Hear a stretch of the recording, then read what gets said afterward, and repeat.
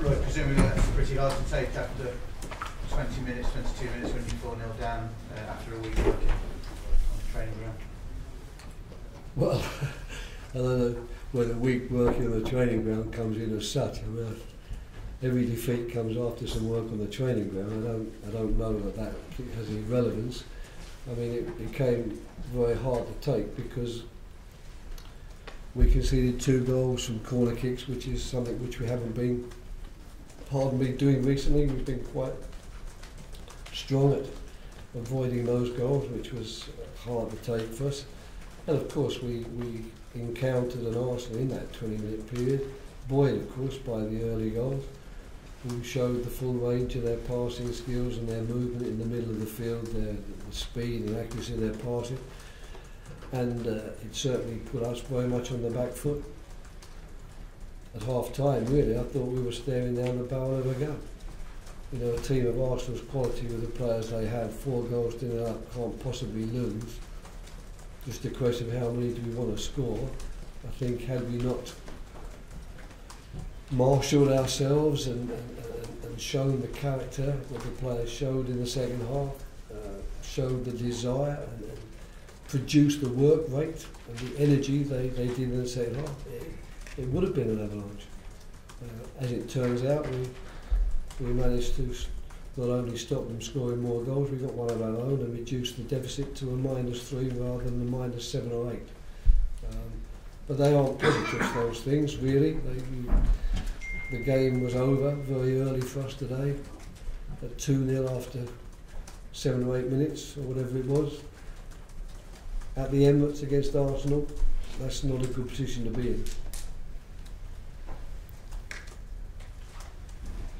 You spoke, I think, last week a bit about maybe looking to bring some more players in for the window. Was there anything out there today, any particular areas of the team that you want to strengthen, maybe to give yourself a bit more resilience? Well, it depends which half you're looking at, I suppose, really, doesn't it?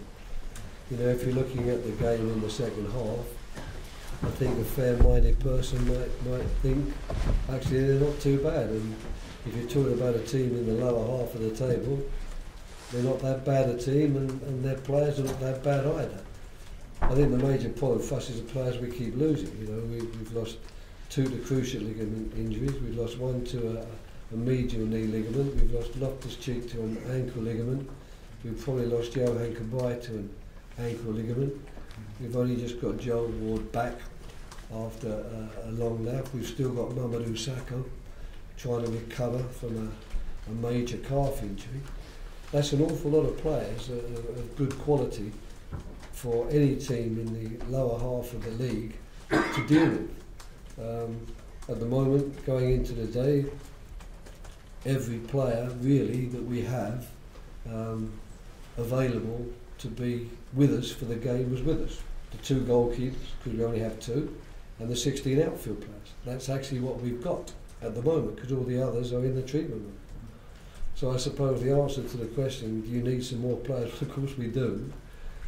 But more importantly, we need at least 1 or 2 of the injured players to try and get fit and be with us as quickly as possible. Although I think we'll be looking at the end of February rather than the end of January for that to happen. Roy, I suspect that you didn't factor this into your thinking at all, but was there any part of you that wondered whether Arsenal might be at a bit of a low ebb with the whole business with Sanchez leaving and the uncertainty that sort of spreads? Yeah, that's good. It's a good question, really, but I didn't actually know. I mean, I always prepare for the best of the opposition, and the stories that then circulate about this is a good time to play them and this and that's happening. I never believe them. I really don't. Arsenal, I know, and we all know, I think, that with the quality of players they have, and they play together a long while too, they're always capable of producing that type of scintillating 20-25 minute spell which really put the game beyond doubt. That's always a possibility.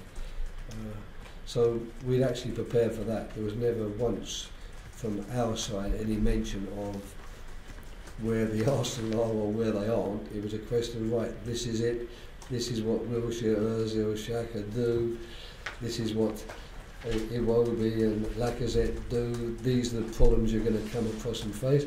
And I suppose the one thing we were maybe guilty of in terms of our preparation, we didn't flag up any more than usual the threat from set plays. We always flag up with every team the threat from set plays. We go through the set plays, we go through what they do from the set plays, we go through our markers.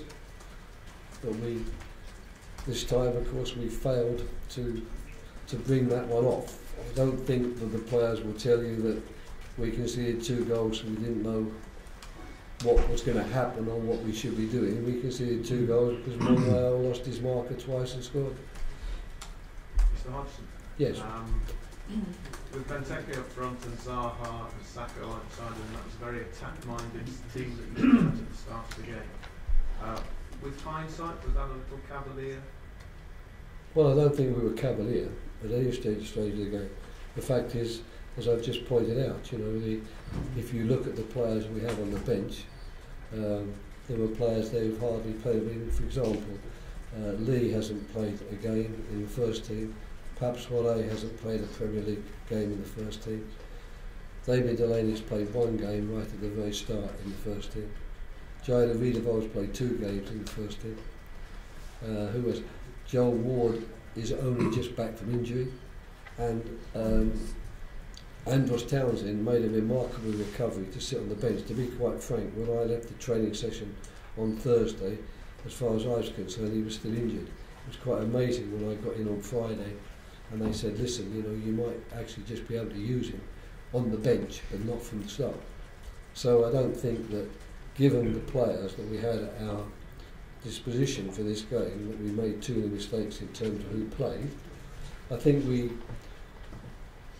we shut the door a little bit too late in playing more of a 5-man midfield than a 4-man midfield. I would accept that, but maybe you should have done that from the start. But then, of course, whether that would actually have stopped the 2 corner kicks, I don't know. At one point during the game in the second half, you seem to be asking Wilfried Zaha to stop concentrating on the crowd and to engage with the game. Is that actually what happened? No, I don't comment on those type of things. What I say to the players when I'm on the side of the pitch, I don't want to talk about that. I do all my talking to the players, to them face to face, individually. What I say to them, I say to them. But I don't come in here afterwards and say, this is what I did and that's what I didn't do. Okay. Thanks, guys. We'll just do the day.